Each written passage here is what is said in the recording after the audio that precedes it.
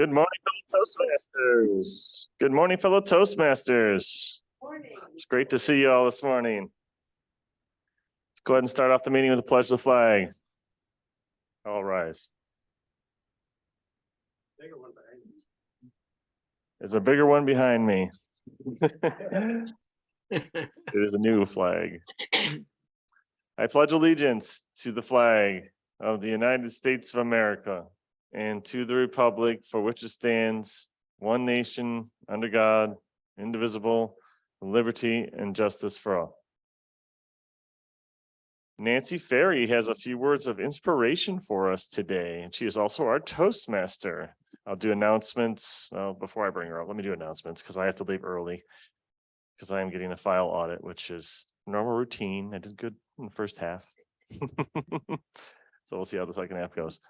We do have a picnic on August 27th, so put that in your calendars. Tom Heldwine is competing in the Tall Tales at 5:30 on Friday, so zoom in there and support him.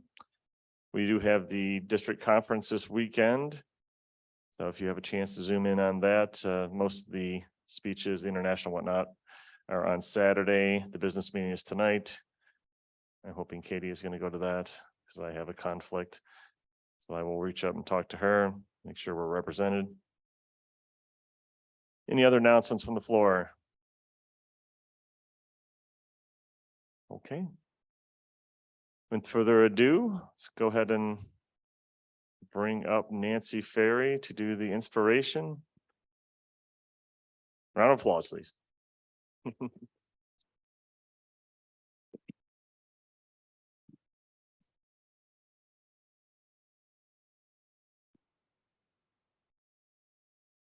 You're a little bit taller.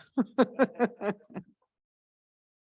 have a quote from Ralph Waldo Emerson, one of my favorites. Write it on your heart that every day is the best day in the year. She or he, rich, who owns the day, and no one owns the day who allows it to be invaded with fret and anxiety. Finish every day and be done with it. You have done what you could. Some blunders and absurdities, no doubt, crept in. Forget them as soon as you can. Tomorrow is a new day. Begin it well and serenely, with too high a spirit to be cumbered with old nonsense. This new day is too dear, with its hopes and invitations, to waste a moment on yesterdays. Again, that was Ralph Waldo Emerson. April is Distracted Driving Awareness Month. So last week when we were at breakfast, Kate and I were talking about, oh, you're a Toastmaster next week. Oh, I better think of a theme. So I started looking up different things, and I did not know that April was Distracted Driving Awareness Month. And I thought it's always a good reminder to keep our eyes on the road. And I will propose a toast.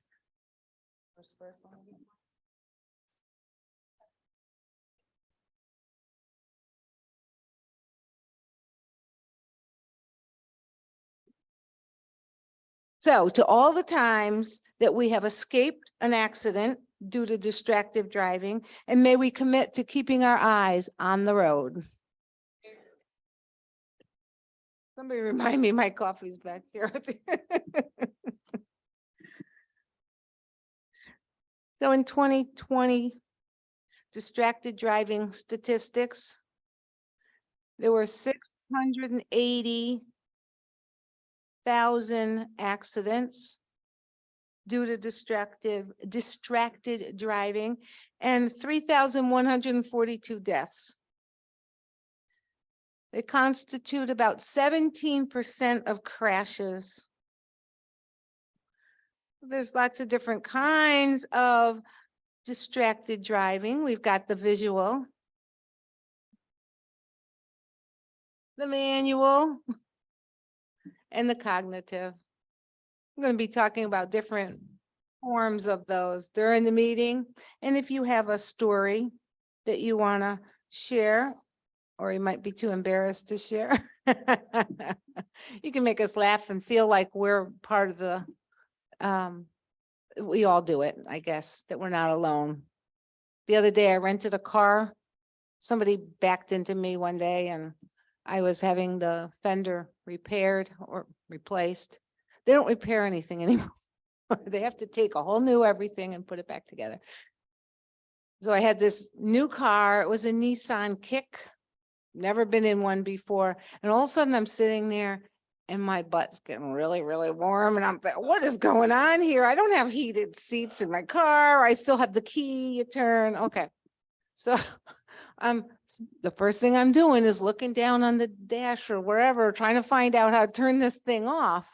And I realized my eyes aren't on the road. I'm not paying attention. I'm looking to make sure that this thing is, especially a new car, something you haven't driven, but even in the car that's familiar to you, it's really easy to take your eyes off the road or your attention off the road. I'd like to begin by inviting our role holders to tell us what they're doing. And Mark, are you on? Mark Crane, are you out there in Zoom world? He's not. Okay. And we will move to our quote master, Len. Would you share a quote with us this morning?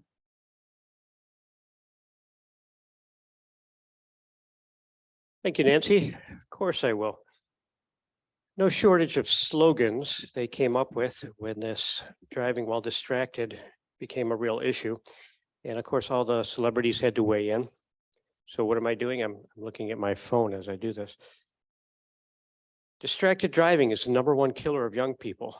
Think about that. That's by Mark Wahlberg.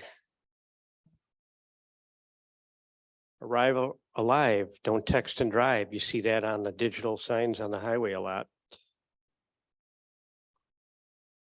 Don't tempt fate, that text can wait. Unknown.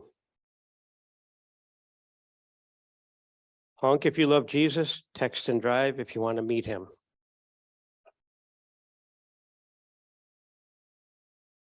And we'll finish up with one more. Maybe we won't. As an aside, when I first got my cell phone and people started texting ad nauseum, and of course I have clients calling me all throughout the day with support issues, I would be driving somewhere and I would go through an intersection, as I was seeing who was calling or who was texting me. And then I would think to myself, a couple seconds later, was that like green or red that I went through? I had no concept of that. I'm sure I looked up and subconsciously it probably registered that it was green, but I wasn't certain. So it's pretty scary. Now I just lay my phone face down. It can wait. Back to you, Madam Toastmaster.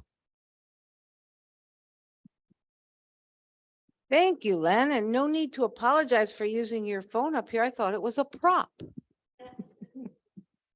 You were setting a good example. The word of the day, I guess, will be distractions. Anybody like to write that down for us and put it on the Zoom? Try to use the word distractions today. Is there anyone who would volunteer to be our master, grammarian? I can do that if no one in the room is interested. This is Kate. Kate, I thought I recognized your voice. Thank you most kindly. And tell us what you will be listening for and looking and what your role will be today. Thank you. Sure. As the WAG master today, I will be keeping track of the W word, A-G grammar. So I will listen for all of that and try not to get distracted. It's easy wherever we are, driving or otherwise. Thank you so much, Madam Toastmaster. Thank you, Kate. And Phil, our jester, do you have something funny or Joe to loosen us up. Madam Toastmaster, driving while distracted or distracted driving is not a joke. So I went and got 3 jokes told by 2 old guys when they meet in the supermarket. Now you have to remember these are 2 old guys. They haven't seen each other for a while. And so they're in the supermarket. They're a little bit distracted with the shopping, saying hello to each other. Now, have you heard about the one about the jump rope? That's okay. We'll skip it. Now, have you heard about the one about the bed? No? Oh. Well, it hasn't been made up yet. And do you know why blind people don't skydive? It will scare the bedevil out of the dog. Toastmaster, have a good day. I gotta run. Steve here had the punchline to that one. I wasn't ready for it, that's for sure. Our next role is the timer. I believe, Mark Campos. Will you please share with us what your role is this morning?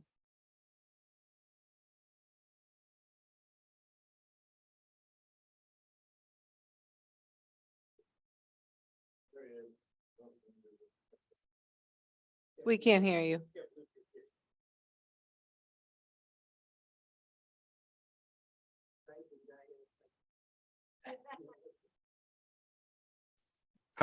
How's that? All right.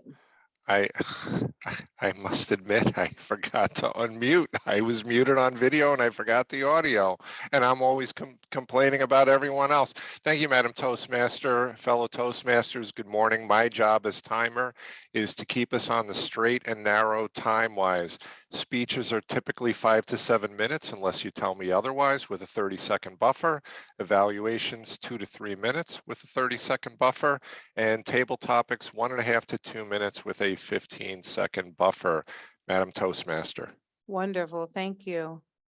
Now, Mr. Verizon, I see that you were given, you make mistakes too in that department, and we're not the only ones that have technical problems. We thank you for giving us a good example of how to cure something quickly. Mike Licata, I see you down as quiz master. Would you please tell us what that role is and how you will fulfill it today? Good morning, Madam Toastmaster. Good morning, fellow Toastmasters. My job as quizmaster this morning will be to test everyone's listening skills, excuse me, at the end of the meeting by writing down some questions for everyone to give a report on at the end of the meeting. Thank you very much. Thank you.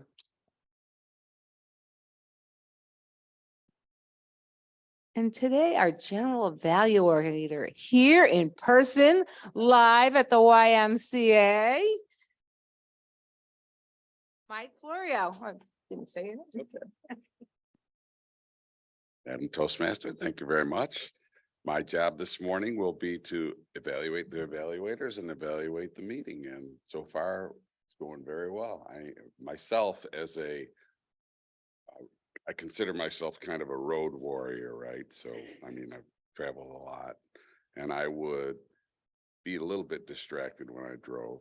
So I'd have my knee would be doing the steering wheel, right? While I was tuning this and using my cell phone to text like this. And then all it takes is to pull a couple people out of a car. And that's what I had to do a few times. And that kind of woke me up to the fact that being a distracted driver, I mean, it can really end up in a really bad situation. So I like the theme so far. Madam Toastmaster. Thanks, Mike.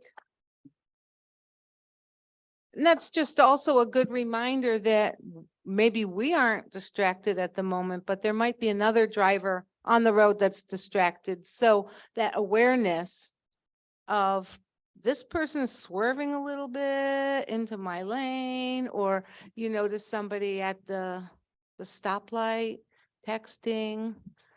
we need to be aware of those other folks too, because we're gonna be perfect at it after this meeting. We won't ever be a distracted driver again. I wish. I've been practicing all week. I catch myself, Nance, you're not looking at the road. You're looking in the rear view mirror. The visual, the visual distractions. Was it Len, you mentioned billboards in your, yeah, and when you were speaking. Billboards are made to attract our attention. They're put up there. So we'll go like this. They're very seductive. Big pictures of people we might know, or lawyers, or alcohol is seductive to some people, gambling, those kind of things. And the ones that flip and showed 3 different pictures. Oh, wait, I missed that middle one. What? I don't care if I see it, but there's something about it when it's so huge, you can't help but look at it. Good advertising, not so good for distracting our drivers. In Maine, Vermont, Hawaii, and Alaska, they have chosen to ban any billboards. Smart. No wonder Alaska and Hawaii and Vermont and Maine are so picturesque. When you drive through, there's not all those billboards. Who would have thought? How about the radio? Wait a minute, don't like this song. Even if you have the thing on your steering wheel there, the control, it's still so easy. Like, what station is this? Am I looking at oh, maybe there's something in between, because I'm not liking anything on here right now. And oh, it's so easy to look down. Or what about adjusting the temperature? Like I already suggested, the seat warmer wasn't a pleasant thing for me. Kind of felt like warm Play-Doh or something. I wasn't quite sure what that was all about. How about the floor? Do you ever drop something on the floor? Even if you don't need it, you're obsessed about it. I can remember one time, this is a long time ago, dropping a French fry on the floor. And I was so obsessed about it. It's under the clutch. That's how long ago it was, I remember. And I'm trying to get it because why? I don't know why. Wasn't gonna eat it, but I couldn't have it on the floor under my foot. And it was, or an M&M or it doesn't matter what it is. Sometimes we just so bored that we get obsessed with something like that. And, or the back seat. It's in the back seat and you could almost reach it. How many times you go on a vacation and you put the drinks in the back seat, sodas and stuff from there. But anyway, reaching back there, and it's almost, you could almost reach it, but you can't quite remember if you put it on the left side or the right side, where it happens. It's so easy. How about another visual, just looking at the clouds or the sun this morning. I'm so happy to see the sun. I didn't want to miss it for 5 minutes. So just looking at the sun, looking at the clouds and this time of year, the trees are budding and there's flowers and things we haven't seen in a very long time. And it's really easy to oh, that's so beautiful. Look at the buds. Oh, they're coming out. The tree out there is all full of white blossoms. So visual distractions, and then I want to say the GPS, that's my bad. I get lost everywhere I go. And if I don't have my GPS, sometimes I need it to go home from places I know where I am. But I'm so insecure, I still have my GPS on a lot of times that I don't need it. And then I get looking at it and then watching the road on the GPS instead of in front of me. Really easy. So I just want everybody to know you're not alone. So any stories you tell, we won't share them with anyone else. Yes, we will. Anne Marie, would you tell us about your role this morning as table topics master, and then I will ask you to invite your table topic speakers to share their stories with us. Anne Marie. Good morning, Nancy, and good morning, fellow Toastmasters. What a great topic. Wow. It affects our daily life, all of us, and it's so very important. My pet peeve in terms of distracted drivers are aggressive drivers. It drives me up the wall. I really, really hate that. Last night, I was driving home from school after teaching a couple classes, really tired. I'm in the passing lane and going the exact speed, and a white car's behind me. He's coming up fast, like he's going to hit me. He puts his lights on, he blinks. And this happens to me all the time, and I'm not going to speed up. So I try to ignore it, but then it bothers me and it's very frustrating. Eventually I go into the regular lane and they speed right by, maybe 90 miles an hour. My other pet peeve with aggressive drivers is sometimes they're so aggressive that they don't like something I'm doing. So they pull up right next to me and they, make a lot of noise, and I look over and they give me an inappropriate gesture.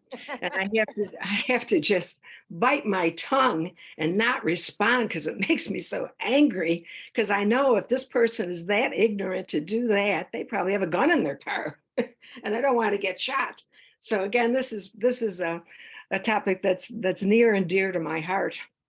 Scary statistic for 2021, 3,522 deaths directly related to distracted driving. And another interesting statistics is 9 people die a day as a result of distracted drivers. So really a hot topic. My best friend was at the airport, stopped at a light on her way to her job in the morning, and somebody came and barreled right into her, and they totaled her car. Why would somebody barrel into her as she's at a stop sign? Obviously, they were distracted. So it's a hot topic for me, you can see, on a daily basis. So let's see, Margot, do you have a job? And I get to be first again. Yeah, well, you're always first. You're at the top of the list. You know that. The cream off the top, quality. Statistics from safety centers advise 3 things for us to do to not be distracted. Keep your eyes on the road, keep your hands on the wheel, and keep your mind, most importantly, on the driving task. And as Nancy said, the 3 key distractors are visual, manual, and cognitive. So, Margot, have you ever experienced distracted drivers, and what advice could you give to them?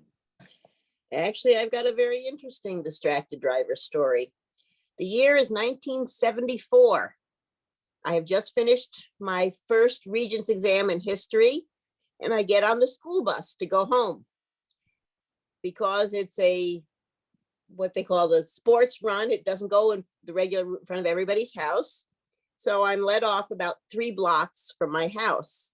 So I'm sitting in the 3rd row, the bus stops, I get off the bus and am promptly hit by a car on the door side of the bus. Oh my God.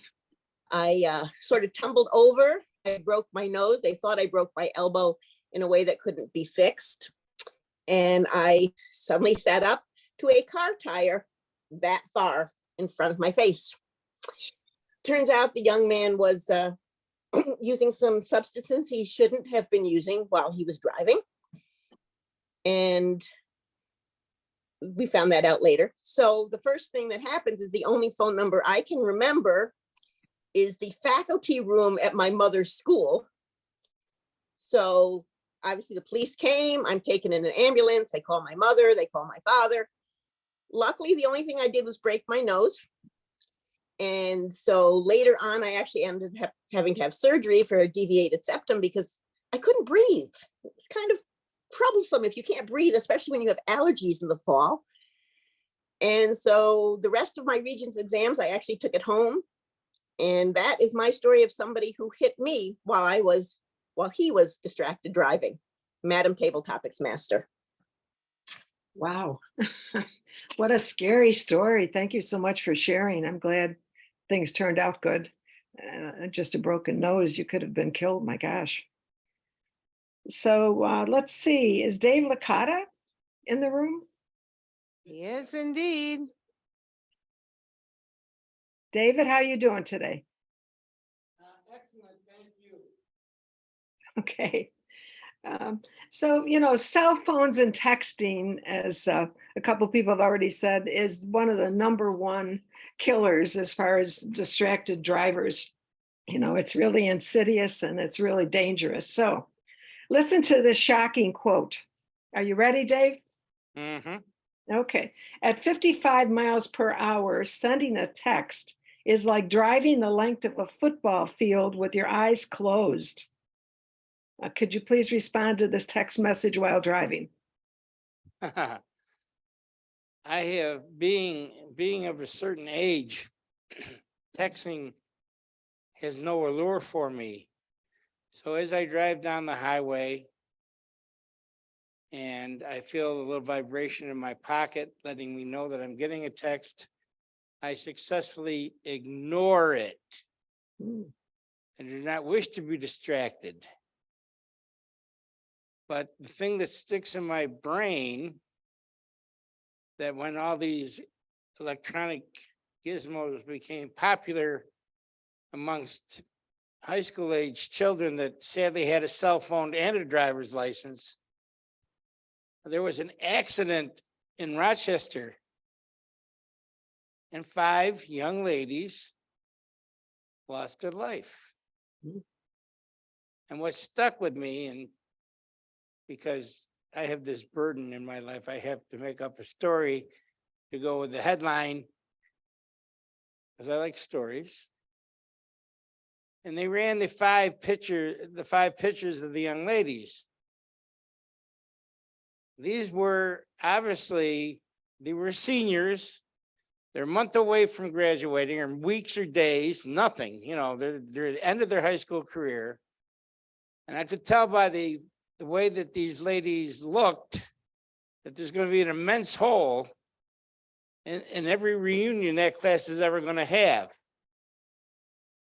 And it was distracted driving. They just had to text. They were texting somebody and hit a bridge abutment. It's just, and that always stayed with me. And I've been driving heavy duty since I was commuting to Niagara County Community College in the fall of 1967. And I promise you, what you see in front of you today is a miracle that I'm still alive. Madam Table Topics Master. Thank you so much, David. Wow, another very sad story. Let's see, is Tracy Farrell in the house? She is indeed. And she's smiling. Tracy, how you doing today? excited. She's ready to go. All right, Tracy. Have you ever taken a driver education course? It can be a very grueling experience. The last one I took was online. It was during COVID because they didn't have in person. And of course, my digital skills are limited, and it was very frustrating and annoying. But I did actually learn some interesting facts that I hadn't known before, and it did make me a somewhat better driver. So Tracy, have you ever taken a course in driver education? And if so, was it a good experience, and what did you learn? Tracy. Why, thank you, Madam Table Topics Master, for this great opportunity to talk about distracted driving. Have I ever taken a driver education class? The answer is no. I took one of the classes that insurance companies offer to lower your insurance. It was 3 hours. It was the most boring class I have ever taken in my entire life.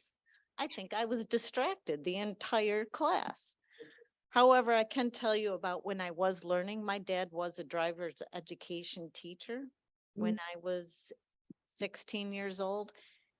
It was terrible. Never learn how to drive from your father because he was yelling and screaming at me the whole time. I could not drive. I couldn't back up.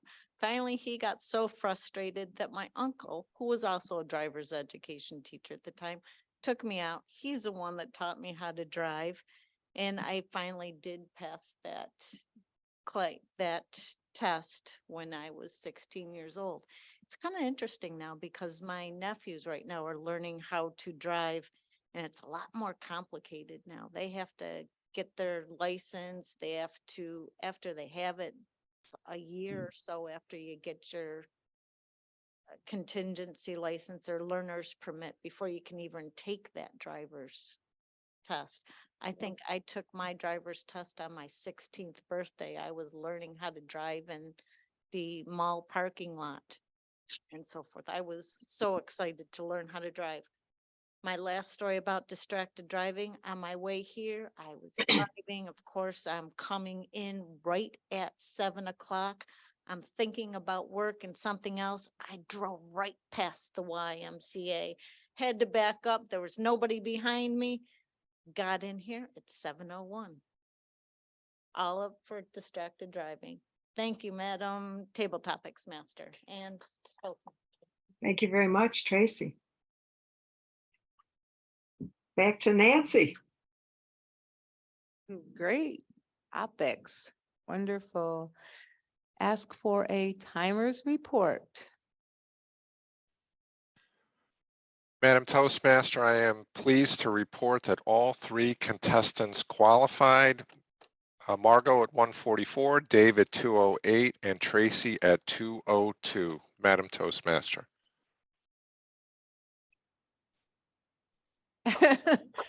Was anybody listening to for the word of the day? I think everybody said distracted. They sure did. Multiple times, multiple times. Okay.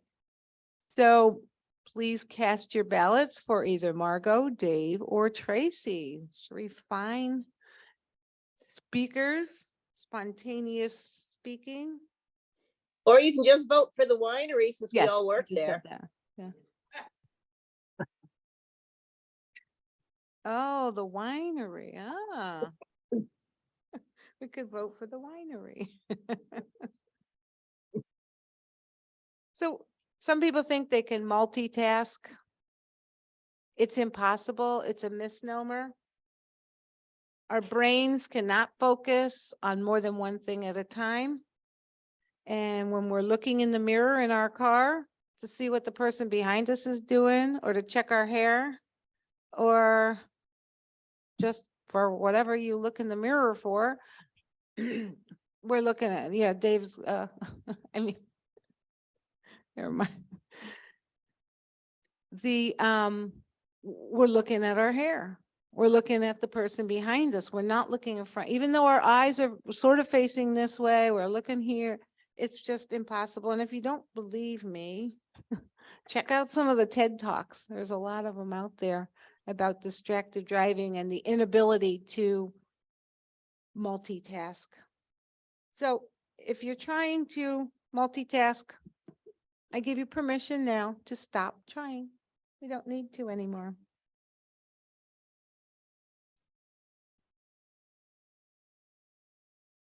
Some of the manual things that we do in our car, taking our hands off the wheel for eating. How many people try to eat a sub or a hamburger or something, and then you think it's going to be simple, and then it starts drooling all over you. The mayonnaise comes out, or the lettuce is flopping on the floor, and you're trying to hold it together with that piece of paper. And then you pretty soon you got 2 hands on that burger, and you're like, oh, drinking, smoking, checking the phone, setting the navigation. Oh, wait a minute. I don't like this road. It's not working for me. Let me just change that a little bit. And any way that we take our hands off the wheel is a danger, because it means that we're distracted. Even if we have one hand on, we're distracted. This hand is distracted with something else. How many times have you seen, I'm not going to accuse anybody here, but putting on makeup or shaving in the car or plucking hairs? Like, how are you plucking your eyebrows when you're driving? Even when we stop at a stop sign or a stoplight, it's still illegal to be texting, even if you're stopped. And I thought, well, gee, that's kind of not fair, because that's when I check my messages or I text back really quick. What happens is at the light, it turns green. Somebody behind you beeps, startles you, you go through. The light may not have been green. You got startled, pedestrians walking across the street, somebody's turning, whatever, a dog was walking across the street. You need to have full attention on the road. And never mind what other people think you should be doing at the stop sign or the stoplight. If they think you should go, because we can turn right now on red, or not now, but we can turn right on red. Some people think that you need to. There are times when I do not feel like I can see anything coming, snow or somebody's bushes sticking out in the middle of the road, or a tree or something. There's an obstacle there. There might be a parked car there. I can't see whether somebody's coming. So I'm not going to turn on red. And somebody is honking and beep, and I get flustered. So it's easy to just go because you don't want to annoy the person behind you, because we've already heard some from Anne Marie, some reasons why you don't want to irritate the person that's driving behind you. And we have our speaking portion of our meeting. Marty Johnson is our first speaker, and evaluating Marty is, move this paper, Nance. David Jones. David, would you please tell us a little bit about Marty's speech before he comes up, and what your role is as an evaluator? Yes, Madam Toastmaster, and good morning, fellow Toastmasters. My distractions for driving and my advanced age, I've learned to be more tolerant of people driving in the left lane slowly, or people who don't go when it turns green, until the point that I notice that they're on their phone, and then I'll lose my mind. And my appropriate response is not the finger, it's the hand, it's the what's wrong with you type of a response. If they're on their phone, but I've seen more and more people now doing the video chat while they're driving, FaceTime. That's something totally different. Now for Marty, I will be his evaluator, and he is working from the dynamic leadership level 3, developing social speeches. He is running for club growth director for District 35, and he is going to be giving a presentation. He's selling himself to the leadership committee. Now, the project is 3 to 4 minutes, but Mr. Timer, his speech will be 2 minutes maximum. Therefore, if we can do green at 1 minute, 1.5, and then red at 2. And Madam Toastmaster, you have the speech title. I do indeed. Thank you, David. Mhm. Marty's speech is he qualified? And he is asking that we, as his audience, assume that you are the Toastmasters District 65 Leadership Committee, listening to those running for district office. We're not just AM Lockport today. So let's welcome Marty Johnston. Good morning. Thank you, Madam Toastmaster, fellow Toastmasters. Before I start, I would just like to tell you my distracted driving story.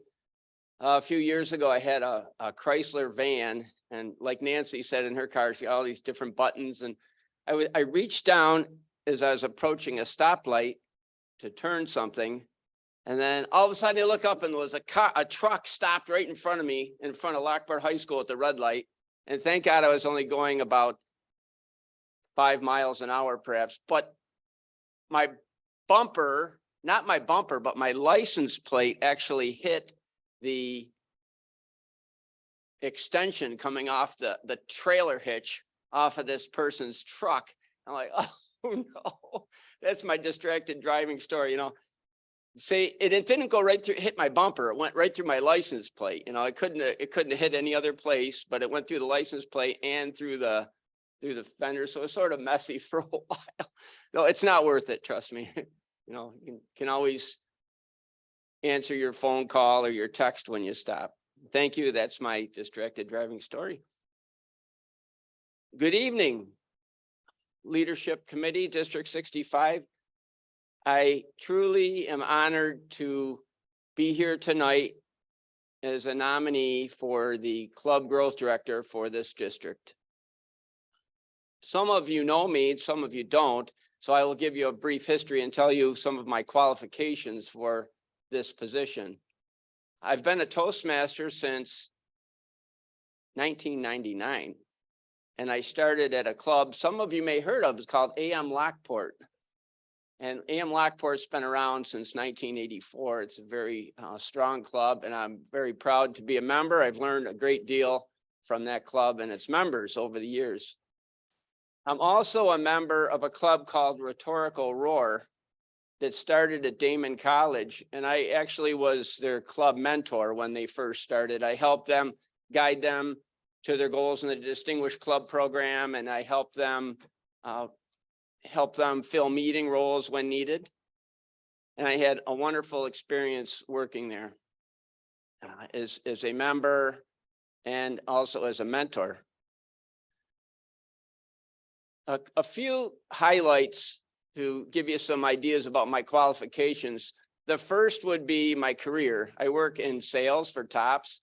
So I'm always selling something. You come in the store, I'm not going to put it in your face and sell it to you, but I provide customer service, and I try to provide service to get someone to come back. And the key word here is thank you. That's the word. You seldom hear that anymore. I always end the conversation, thank you. Many opportunities to use my skills, Toastmaster skills at work in sales.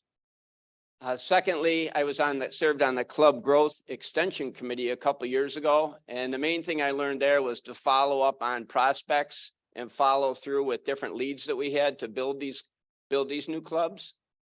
And lastly, through my innovative planning path that I worked on, I learned how to be innovative. And I brought a new member in my fraternity during COVID. It was on Zoom. So those are some of the key aspects and skills, qualifications that I bring to the club growth director position. And I'll do my best. I'm willing to learn.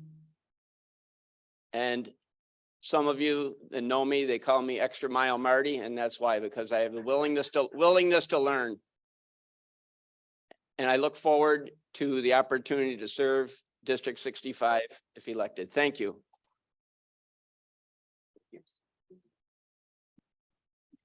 Thank you, Marty. And Marty certainly is a salesperson. I've been wandering in Tops aimlessly at times and run into Marty and he'll walk 10 aisles away to help me find whatever it is that I'm not even aware of. Sometimes I shop for the YWCA where I work, and they put things on the grocery list, and I don't even know what it is, because they've got little kids and they're putting stuff on there. I'm like, I don't know what this is. I know where the broccoli and the meat but I don't know what it is. Oh, let me find it for you. And then he always says, thank you for asking me. I'm supposed to be the one. Thank you for helping me. Anyway, I can testify to Marty's diligence at the grocery store as a salesperson. Our second speaker is Jill Roaring already. She's raring up to go. She's got her hat on and she's got her wireless mic. What is it called? Headset mic. And Jackie Kenny is going to be her evaluator. Jackie, please tell us what you know about Jill's speech and how you will evaluate it. Thank you. Jill is doing the project called Presentation Mastery, Evaluation and Feedback. So she is going to give us this speech and then subsequently give it again at one point using her feedback. So we're going to pay close attention and give her some hints this morning. And hopefully, I know you have her title because you are very well prepared, right? You're not prepared. Well, then I will tell you that her title is Triple Nickel Adventures. And it's a 5 to 7 minute speech. So here we go, Jill.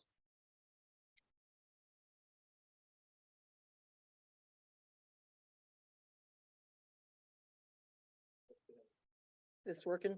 No. Good then. They're working now, yes. Yay, the magic of Lynn. Good morning, fellow Toastmasters. Good morning. Several years ago, I think it was back in the late 70s, early 80s, and I'm sure Dave Licata will help me out on this. There was a Buffalo Bill player that actually left the South Towns towards Lockport. And he wore number 55, and he created what he called Double Nickel Ranch out on Route 77. And David's shaking his head, he knows what I'm talking about. Yep. And his ranch was about cutting horses, and which are ones that work on the cow in a field, originally in a field, but now in a competitive arena. But that's not what I'm talking about here. I'm talking about our 555 tractor. And the adventures we've had with our 555 tractor, which I do most of the driving at. That I do, with the exception of my dad. I think Steve has started it once.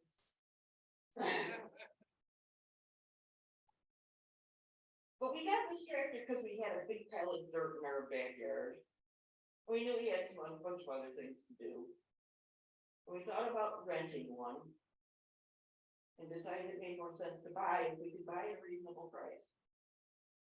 And my dad and I went to an auction and we found one at a reasonable price. And Dad started the bidding.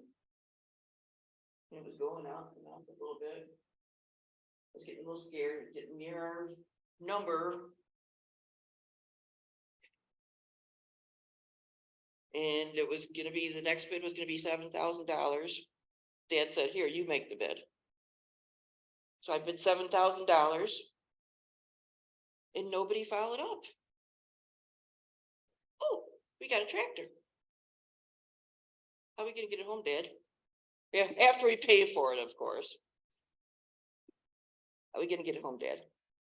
Well, Dad said, I'm gonna drive it home. So this was over from on Lockport Road, where we got. Well, since then, we've had a few repairs on it here and there. And it does us a lot of good out in the field and around the house. Steve discovered early on that it works great for moving firewood.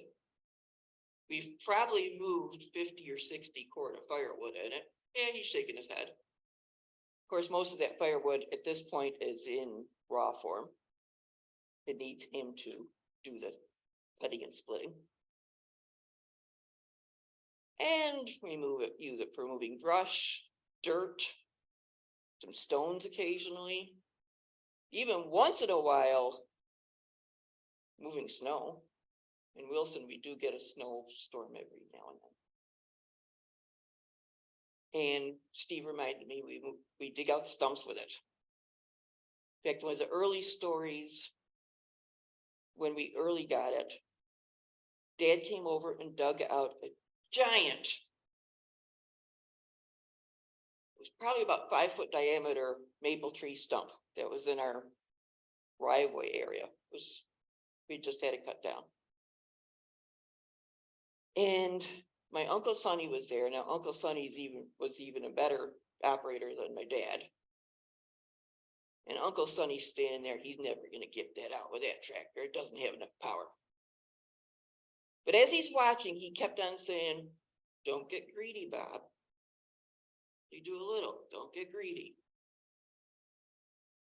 And before you knew it, Dad had that stump out of the ground. And Uncle Sonny, I think, was eating his words at that point.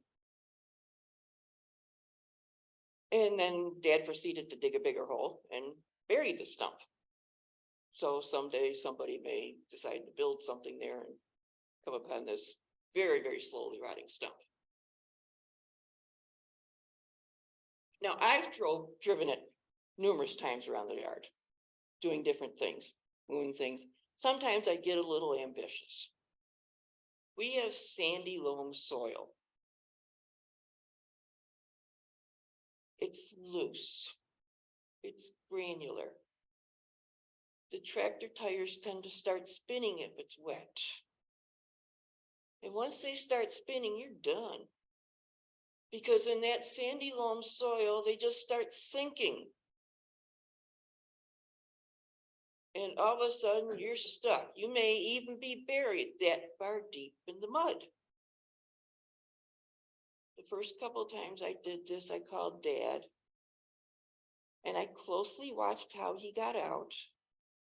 There was one time I challenged him pretty hard. I got stuck in the ditch. But generally, I watched how he did it. I mean, I'd had years of doing this. I've been driving him since I was 12. But actually doing things with him heavy duty, that was missing. And now I know how to get the tractor unstuck. It may take a little while, but you turn it around and you take the backhoe. Well, you don't turn it around, you're stuck. You turn your seat around. You set things up and you reach the backhoe way out and you either dig into the ground or you set the backhoe so that you can lift the tractor up and you literally pull the tractor around with the backhoe. There's things you can do with that backhoe, that the whole tractor, that if you aren't experienced, you have no idea what you can do with it. But if you are experienced and somebody sees a good operator, which I am not a great operator, I'm a marginally good operator. And if somebody sees something like that, they are really amazed at what that tractor can do. My last adventure was I was digging out our ditch and the hydraulic line flew in and popped it up, and almost got Steve all covered with hydraulic oil. And we got it over into place and it's all fixed and ready to go again now, but we've been doing other things. So that's the adventures of the triple nickel, the 555 backhoe, which isn't sure if it's a Ford or a New Holland. It's a hybrid from 1999. Thank you, Madam Toastmaster.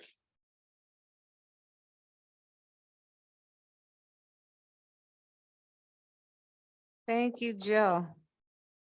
The one really neat thing about Toastmasters is I learned so much. I don't know a darn thing about gardening. I never had a tractor. I don't even mow the lawn. I am so amazed at learning what other people's lives are and their experiences. I don't move logs. I don't. So thank you for sharing with us a piece of your life.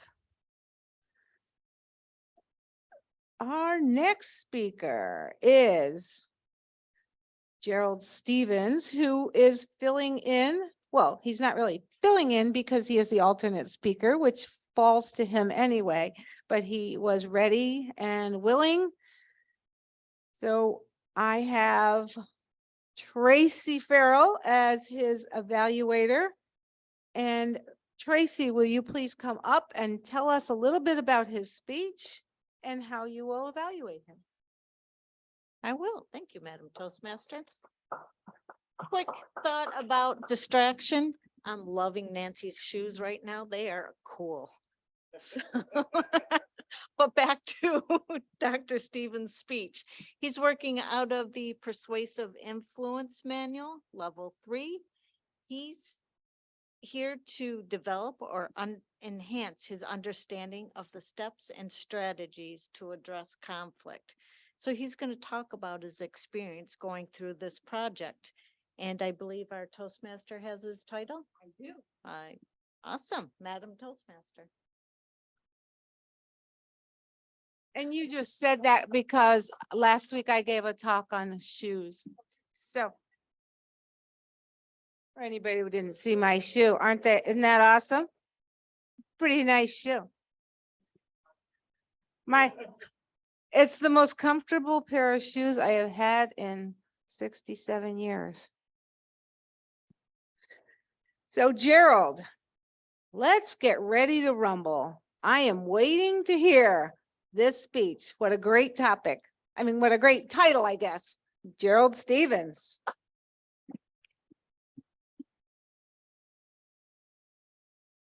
Let's get ready to rumble. How many times have you heard that? I think he's passed, sadly, the guy who does it. But it was in sporting events, wrestling. These are conflicts, and my speech is about conflicts today, and it is very apropos with our topic of the day.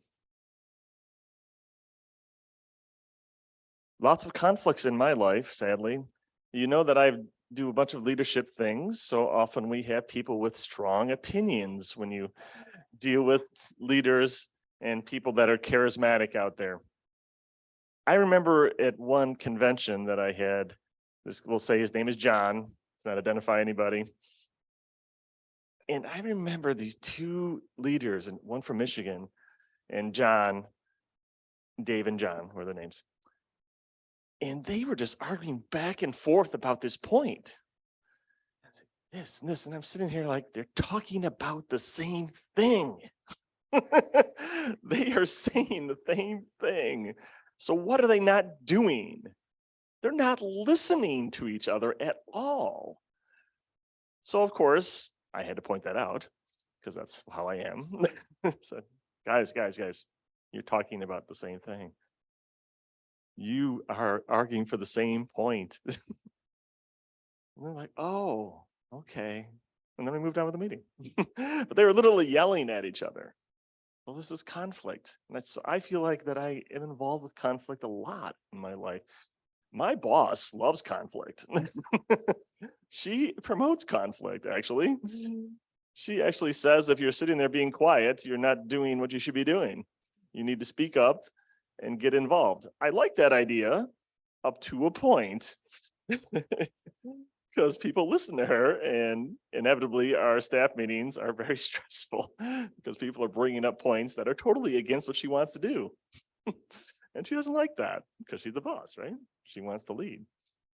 But she encourages us to do that. So it is very confusing and annoying. Conflicts are everywhere in movies. They have conflicts. Every good adventure movie has a conflict. Lord of the Rings, Sauron, the big evil guy. You got to have a villain, right? You got to have a heel. Indiana Jones always is fighting against somebody. I want to invite all our fellow Toastmasters to the next, we're going to, social director, put this on the calendar at some point. Next viewing, there's a new movie coming out, Dial of Destiny for Indiana Jones. And I think we should do a Toastmasters event for that. And I will wear my Indiana Jones hat. So that'll be fun. So we will see what conflicts he gets into. Driving conflicts.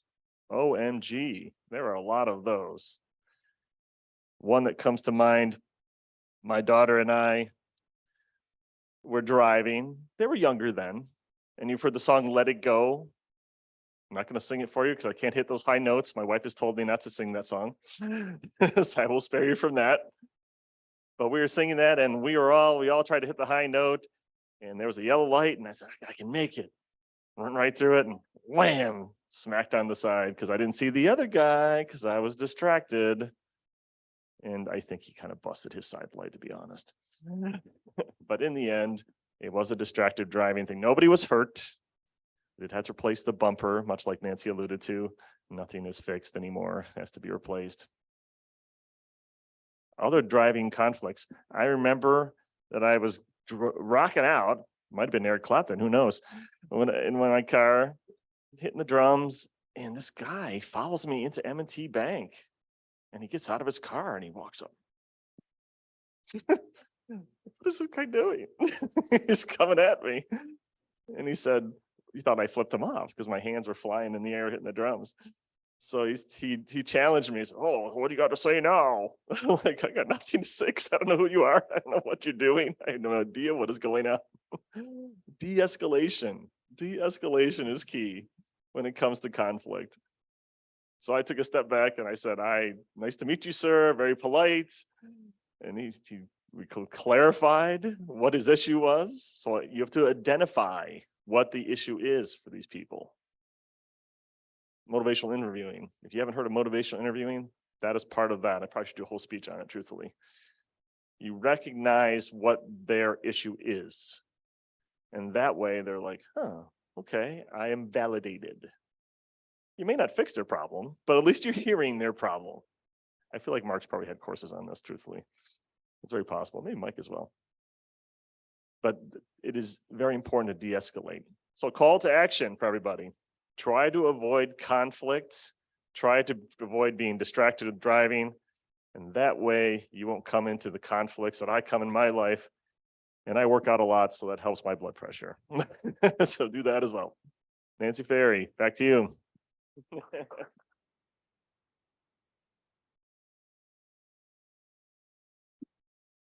Thank you, Gerald.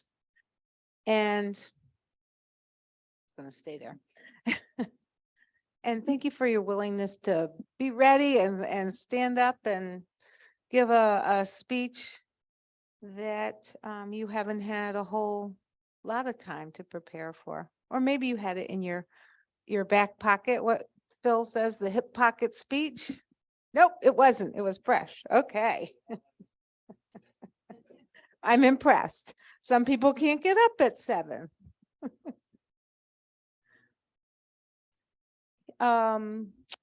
The timers report.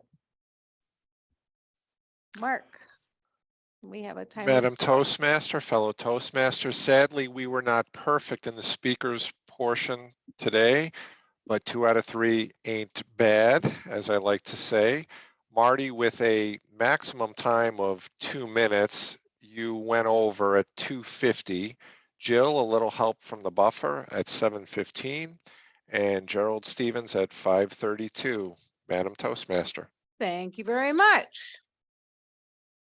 Please cast your ballots, whether it's in paper or online, for either Gerald or Jill. I heard several things about the cognitive distractions that we can have. I heard in your speech, Gerald, you said something about, getting rid of your, what did you say? Oh, well, I can't remember. But I do remember that one important thing that we need to do before we get into a car is get rid of any anger, get rid of your frustrations. That's when things, that cognitive stuff, you can have your eyes on the road, but when your mind is off somewhere else, it's really difficult to focus on what's going on around you. That's how my bumper and license plate got ruined. Actually, it was a friend of mine. We were at a meeting together, and he was, before the meeting, he was talking about his mother and how upset he was with some things that were going on, and she's elderly, and he just talking about that and really worked up about it. And he left the meeting early to get home and take care of her, and boom, right into my car, and knocked the bumper off and crumpled the license plate. And he was looking, but he wasn't there. And some of those other cognitive issues can be talking.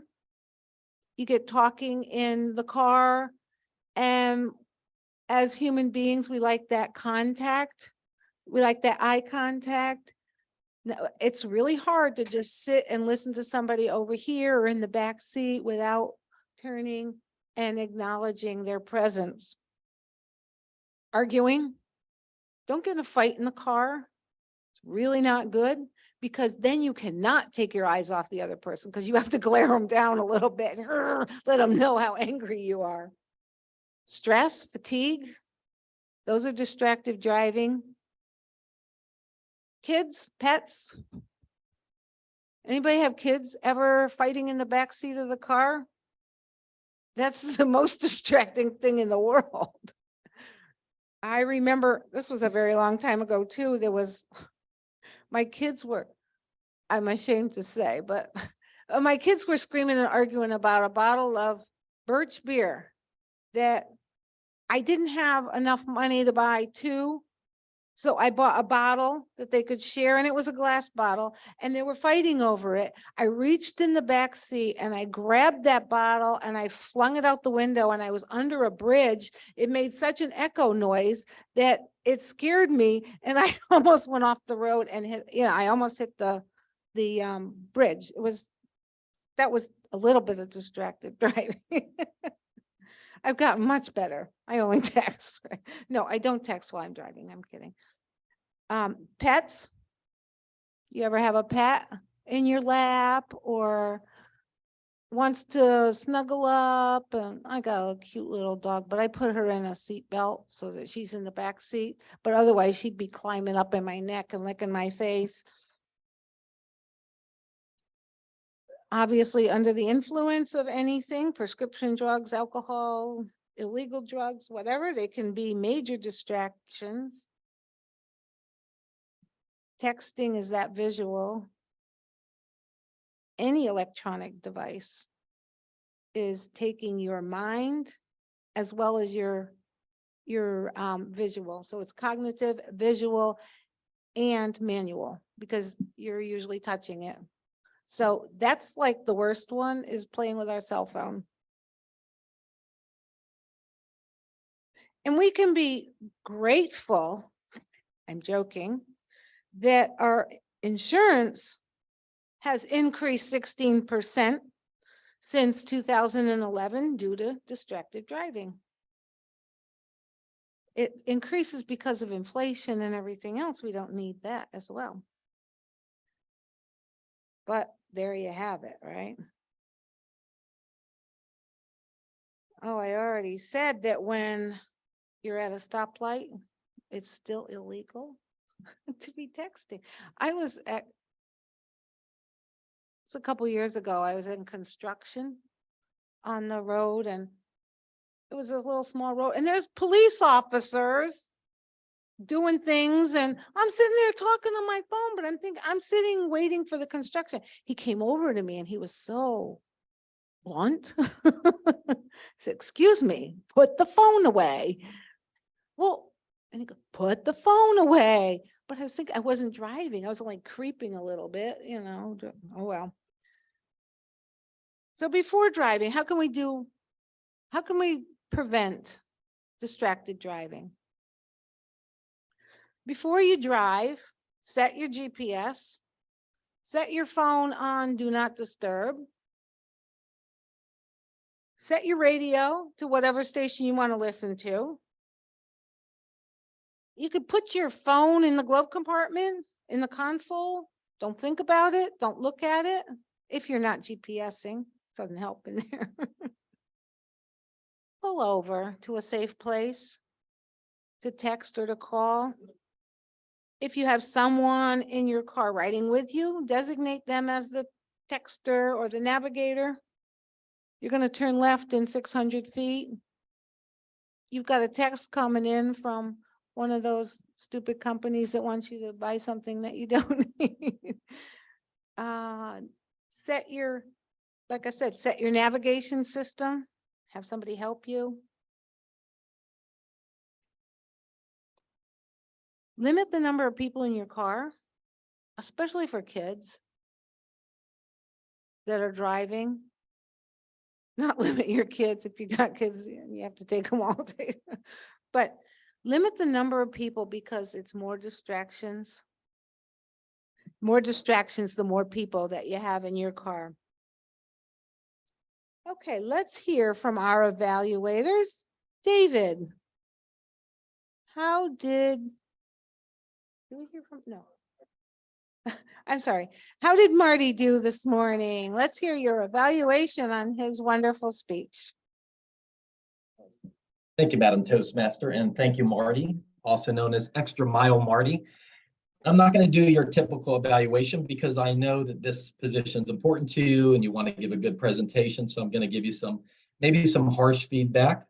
But first good part was that you dressed for the position that you wanted.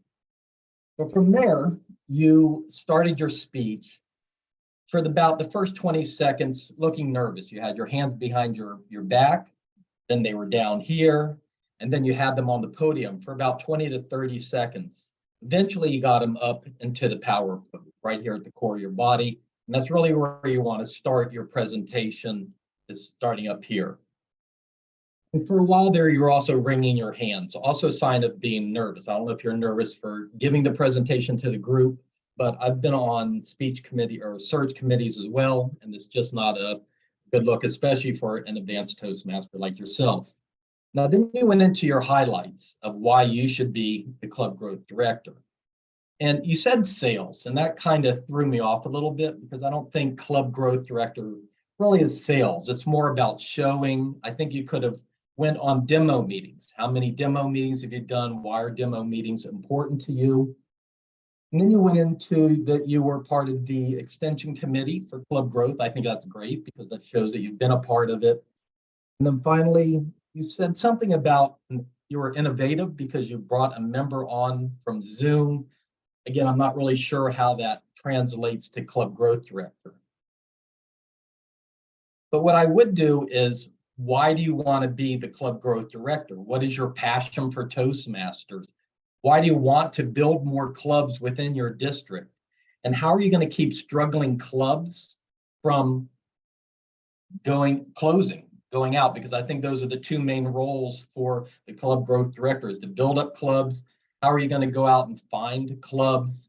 And how are you going to keep them all going within your district to keep your district at the different levels where you don't have clubs closing?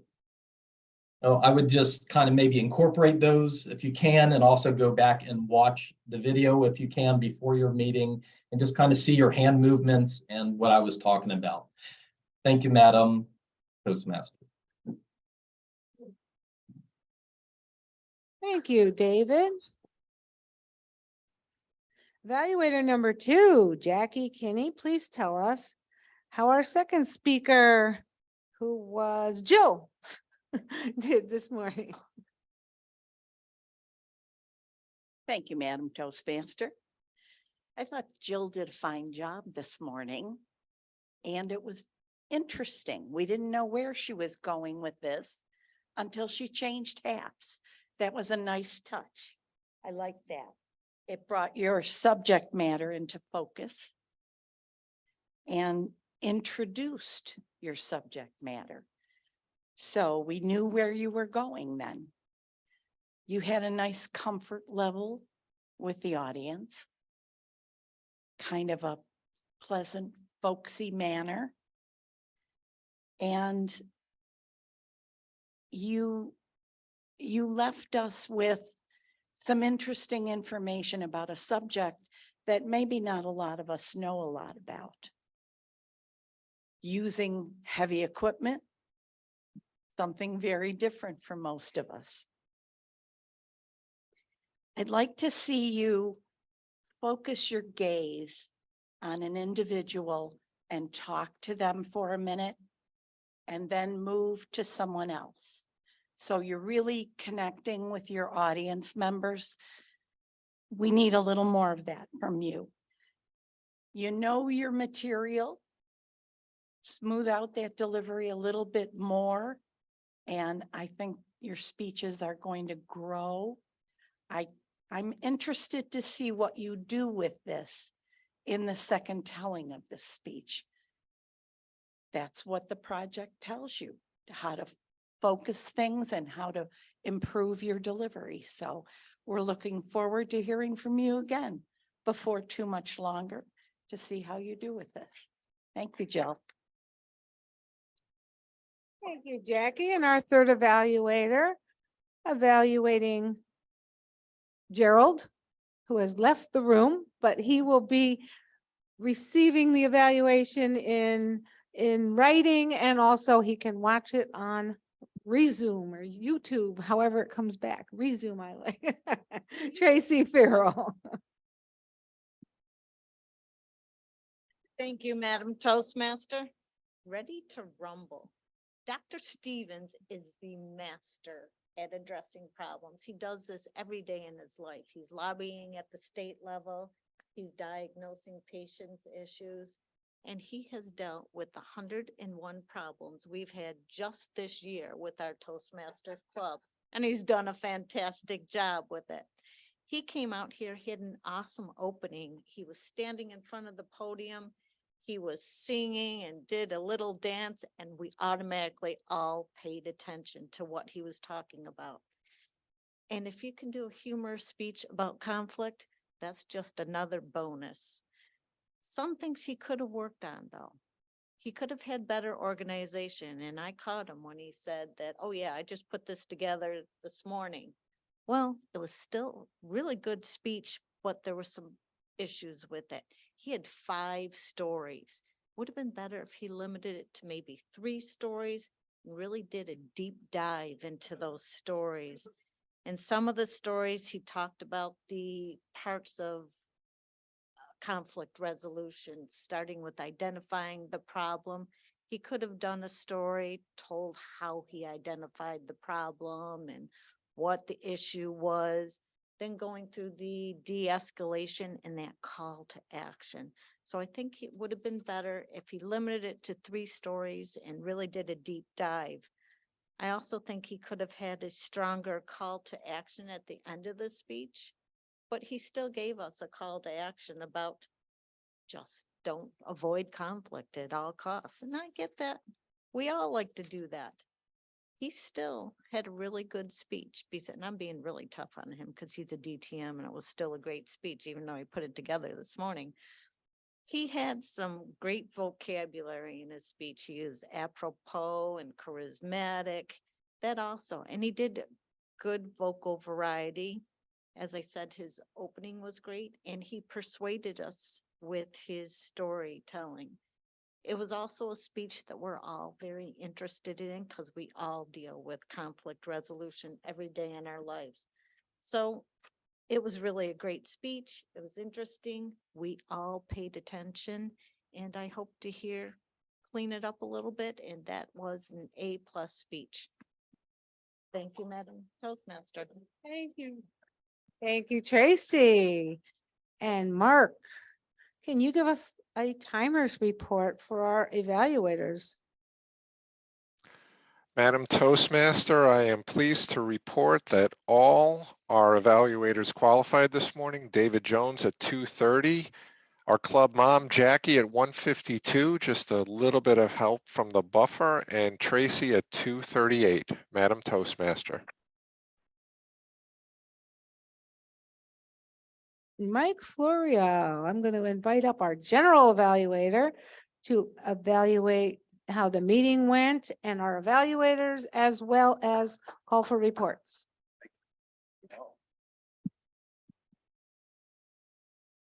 Thank you, Madam Toastmaster, and good morning, fellow Toastmasters. Great job this morning, Nancy. A very timely speech and really good advice for everyone. It kind of woke everyone up to what you need to do when you're out there and concentrate on the road, because it's a dangerous thing. And I talked about it earlier that everybody's kind of guilty of it, right? I mean, I've been hit by people that were distracted. I have not really hit anybody. So, but I've been bounced into a couple of times. Actually, no, I did tattoo someone with my license plate. One time I was trying to adjust the radio and bounced into them.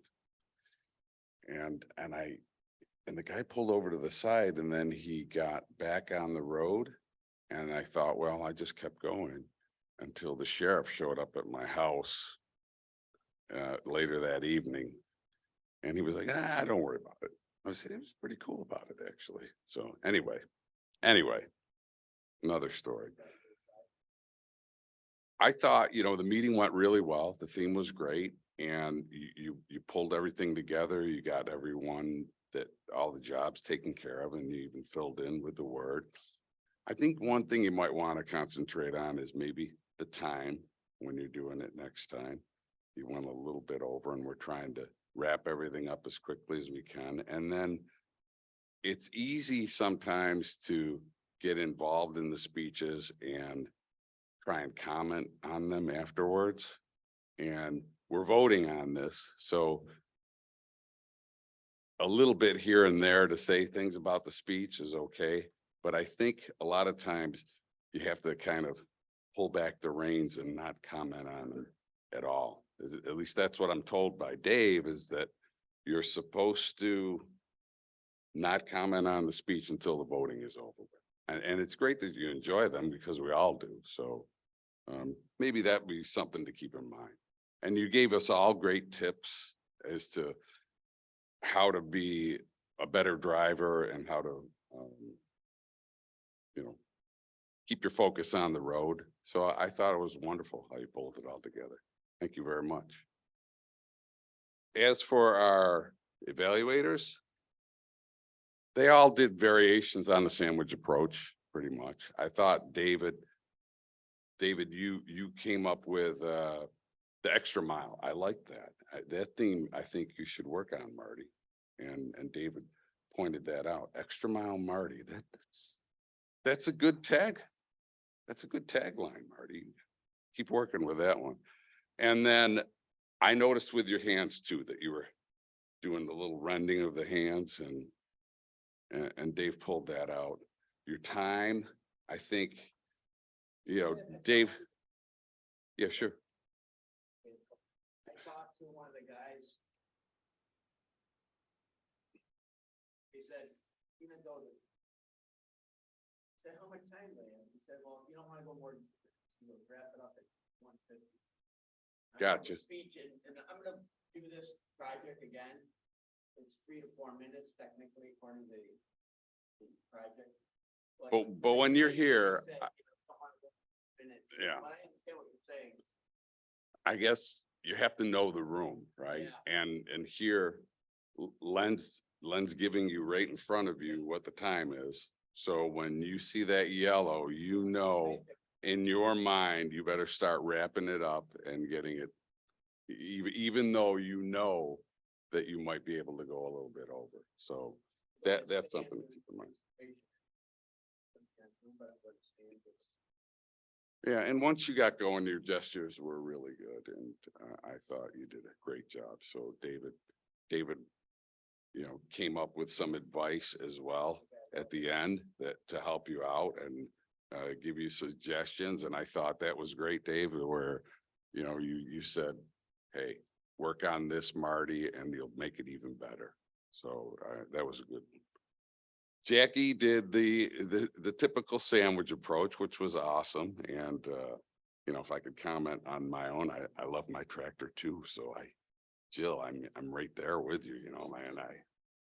I know when the tractor pulls you out of a jam, you go, wow, this machine is awesome. So they are very versatile. I get it. I love the hat. Jackie, maybe you made, I think you commented on the hat. Yeah, that it was there. And let's see, pleasant and folksy. I think so. You did a fine job. You talked about having focus as well. I thought your evaluation was very good. You gave her some pointers, and then you moved on. Perfect sandwich. Same thing with Tracy. You talked about Gerald with his hip pocket speech, which Dr. Gerald does everything. He goes, okay, sure. So for him to pull something together very quickly, let's get it ready to rumble, I thought was a really great speech. And Tracy pulled out that he did in the end there give us some advice as how to avoid some of these situations. So I think it was another perfect sandwich speech, and all our evaluators did a great job. So I will call for reports. Let's go first to our word master. And we don't have a word master, so. I'm the word master today. I'm the WAG Sorry, Kate, master. that's right. Kate, That's okay. I jumped in to do that. So we rolled all 3 of those roles together in our club most recently. Other clubs do that. It may be too much all at once. WAG is word grammarian altogether. Clubs that don't have as many members tend to do that, but because our attendance is off and on, we roll them together. We'll see how that rolls in the future. So I should have kept track of so's for Edna. I heard a few. I'm going to take a page out of Margot's book. Thank you for this style of reporting for grammar. On the negative side, I heard, well, gonna, gotta, kinda, have to, get your gonna, kinda, wanna, gonna, when we early got it, gonna saying outa, you're doing butcha, gonna, leadership things, cuz, gonna, coming, lotta, gonna, coulda, woulda, you know. On the positive side, obstacle, insidious, flustered, tolerant, appropriate, innovative, testify, diligence, ambitious, sandy loam, granular, marginally, enhance, apropos, villain, heel, charismatic, alluded, de-escalation, clarified, identify, validated, cognitive, blunt, creeping, highlights, gaze, deep dive, and variations. Well done overall. I love hearing more positives than negatives. I know I heard the word from, and maybe more. I tried to stay on top of this. Len, Phil, Nancy, Margot, Dave, Tracy, Mark, Mike, Marty, Jill, and David. Don't be distracted. Remind yourself all day. And I'll wrap up with my quick distracted driving story because I know we're pushing it time-wise. I'll make it quick. It's my husband's story. About 15 years ago, before phone use was reinforced as illegal in New York State, I don't even know if it was at that point. It was almost 20 years ago. My husband was 19 and a girl hit his car while she was on her phone. He was stopped in front of Scapoletti's. It's a deli for you, David. It's a deli here that everybody knows. So he was parked, he was stopped in front of Scaps. This girl rams into him at 45 miles an hour, was on her phone, got out of the car, still on her phone, talking. And his mom and brother, 9-year-old brother, were in the car and they were okay, but he was knocked unconscious on the steering wheel. It was bent. That's how hard it hit. He was induced into a coma for a few days.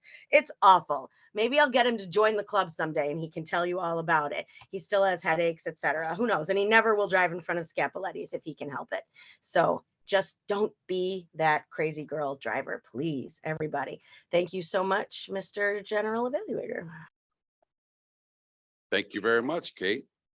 And really, we only have one more roll holder, and that is our quiz master, Mike Licata. Mike. Thank you, Mr. General Evaluator. Good morning again, fellow Toastmasters. I have a couple of quick questions. What year did Marty join Toastmasters? 1994. 1999. That's it. Thank you. And what position is he interviewing for? Club growth director. Thank you. And how did Jill's dad get the tractor home? Drove it. And what was the number? What was the nickname for the tractor? 555. Thank you. And Dr. Stevens' next speech topic will be what? He kind of mentioned it as a way of conflict resolution. That's a harder one. It's motivational interviewing. And that is my report, Mr. General Evaluator. Thank you, Michael. I will pass the meeting back over to Jill. Thank you. I am closing out the meeting here. Next week, our Toastmaster is David Jones. I hope you are prepared. We have a speaker list of Mark Crane, Mike Licata, and Thomas Heldwine, with Mike Florio being the alternate speaker. I think you might want to be prepared since Mark hasn't been attending lately. Yes, Marty. Mark Crane is in Mount St. Mary's Hospital a week or so ago, and he's home, but he's on doctor orders. He can't be on his feet that much, and I think he was overdoing it for a while and run into some difficulties, but he's under doctor's care at home now. And I have to get him set up on Zoom because I don't think that we meeting Okay. Marty's gonna work on Mark because Mark is home under doctor care. Does anybody else have any announcements? Olive leaf for breakfast after, apparently. Not that that matters to you people on Zoom land. Carol Ann, it's good to see you back again. Yay. And our winners for today. Best table topics, David Licata.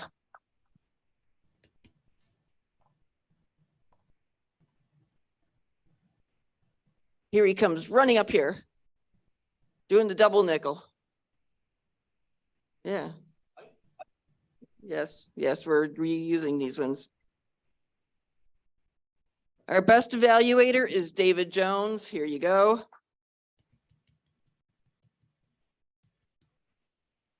And our best speaker is me. Thank you, everybody.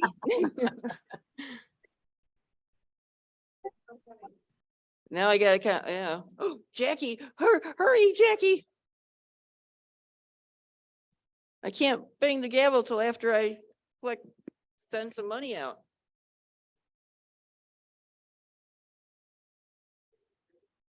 Okay. The winner is 5766. 66. Oh, our Toastmaster won it. Yay.